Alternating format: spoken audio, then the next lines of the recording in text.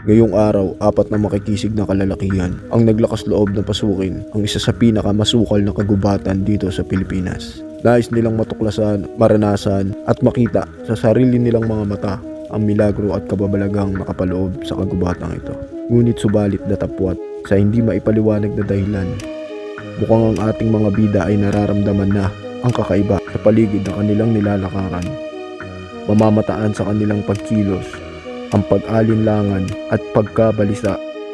Maaaring ang mga ito ay guni-guni lamang at pinaglalaroan lamang sila ng kanilang imahinasyon.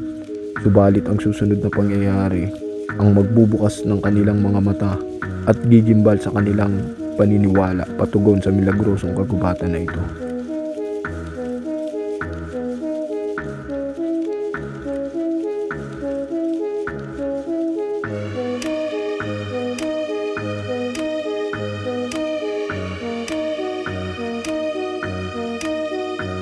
Nag-aagam-agam pa ang tatlong kalalakihan na tila may nararamdaman na silang kakaiba.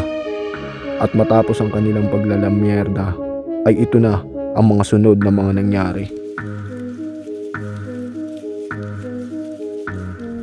Sa hindi maipaliwanag na dahilan, biglaan na lang natumba ang puno ng saging na ito. Narinig na tayo. Gago, tara na, takbo na tayo. Narinig na tayo nun.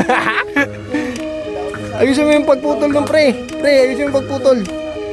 Pre, ayusin mo yung putol para tumubo pa yung ano niya. Kasi pag ginanyan mo lang yan, di tutubo yan. Yan. Baka mabasta tayo sa internet. Yan.